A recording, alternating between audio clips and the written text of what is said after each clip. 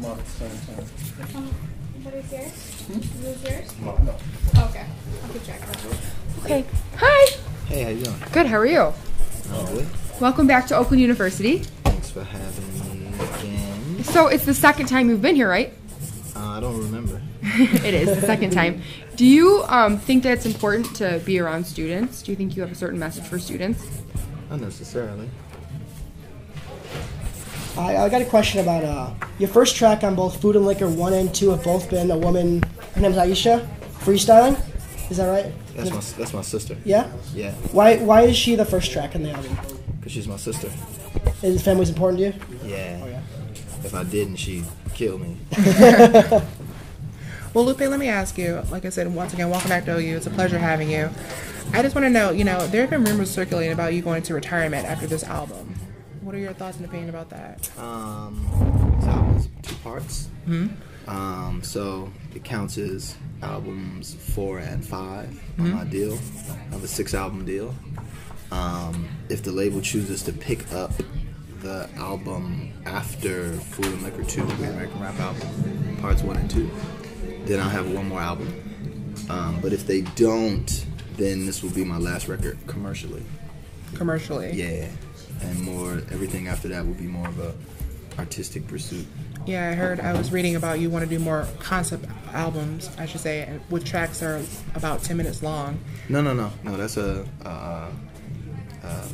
that's just somebody throwing that out there.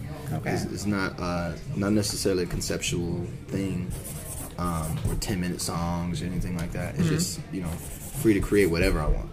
And not have to worry about any industry constraints or commercial constraints in the creative process. What are you trying to say with the artwork for this album? Nothing. No, literally. It's no, literally, because there's nothing in it. Everything that I had to put in there, I legally had to put in there. And whatever legally I didn't have to put in there, we didn't put in there. So no words, no images. And sometimes it's can you say nothing? Can you actually make nothing? Because there's always a representation of it. So can you truly say nothing? Like the idea that you can't not communicate something? Indeed. All right. I was watching an interview with you. I think it was on Fuse, where they asked you about how you always have a monochrome black attire on stage, and they asked you about it, and you answered, "Listen to the song Man in Black by Johnny Cash." Yeah, whatever they were asking, it was related to the album packaging. Yeah. Which is another explanation. The album, Johnny Cash's song "Man in Black." When as a kid did you start listening to Johnny Cash? I started listening to Johnny Cash, not knowing that I was listening to Johnny Cash. I don't know when that started, but just hearing his songs, everywhere, man. But when I really started to pay attention to him seriously was actually a few years ago. I picked up the CD that what's his name? What's the dude who used to have that Def Jam with the long beard? Started Def Jam. Rick Rubin. Rick Rubin did a anthology of Johnny Cash's music, and I picked it up. And then all of a sudden I started taking him seriously, as opposed to just kind of by chance. He's interesting. He's a powerful dude.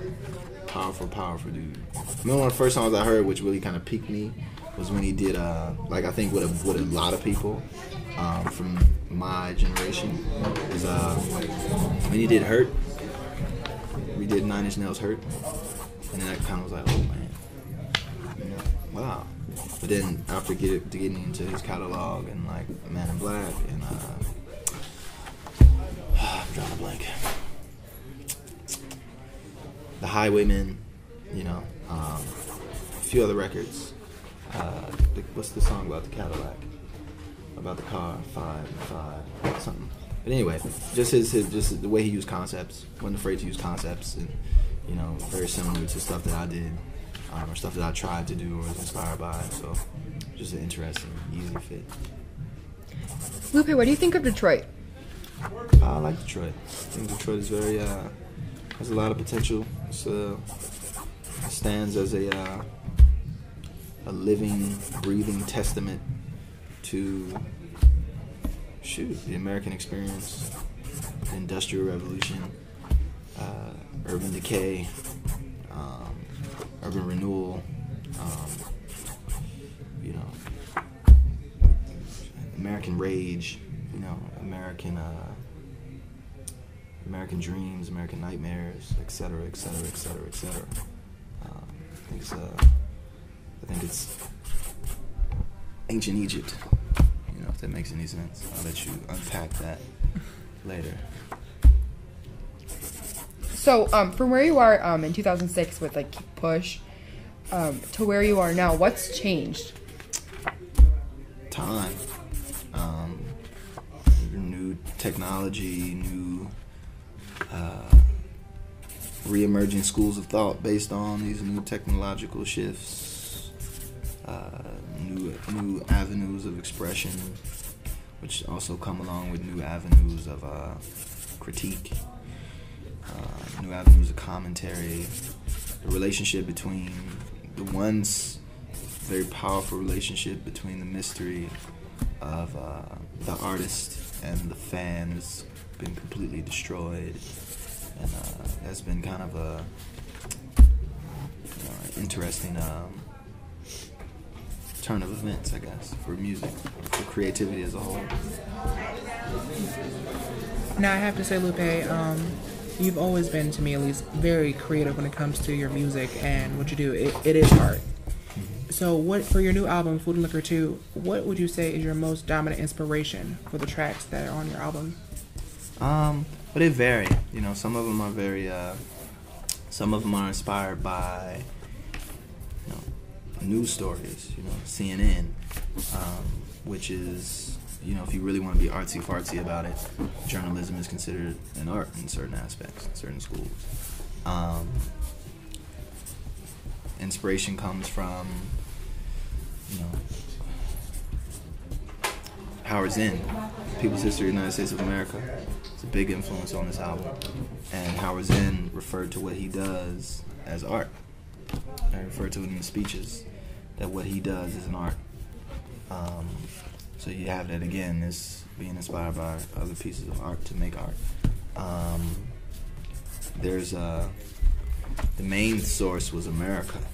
The main source of inspiration is trying to figure out, you know, define for myself in the process of creating this album, expecting a certain level of blowback and critique and rebuttal about America, you know, what it is and my place within it and my origins within it and everyone's origins and place within it. So that was it's more of an interrogation, you know, for me than it is an album in that respect. Because that's the only thing I can really pull from it. You know? Right. Financial success isn't that much of a driver for me anymore. Definitely getting paid on the radio isn't. And it's not necessarily being famous, you know. So these pursuits as of late have been more about, you know, using this time to get people's reactions about life. Do you think that it would be if you weren't where you are now, more of a driver? What do you mean? Financial success, being played on the radio. I have no idea. I know the one thing I loved, I was fully prepared not to be here. You know, if I wouldn't have made it rapping, I would be in somebody's theater, making less than minimum wage, but completely happy, completely and utterly happy, and very weird. Doing that's what? I love to do. Just whatever. Being a stagehand, operating pen rail, light technician. Before I left school, before I left high school, I was stage manager for a school theater. You know, that's what I did, and I worked my way up from a stagehand to a assistant sound technician to everything. We put on plays, musicals, concerts, everything that comes to a theater. What shows did you work on? We did an amazing rendition of an Alice Walker's novel called Hospice, which we actually won state championships for. That was my first year in. And then after that, it's a blur. We did so much. Jazz bands, dueling pianos, And then you get 2 questions. talent shows, etc., etc.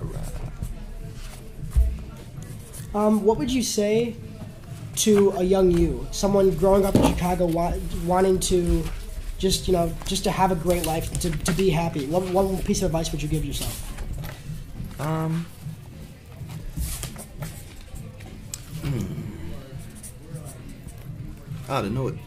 To know what you want, exactly before you move. Same thing with like chess. You just don't moves. You don't start moving pieces unless you have a plan of what you want to do, and exactly, because it forces you to be exact. So just know what you want, and it'll make life much easier. And last question for me: what is music to you?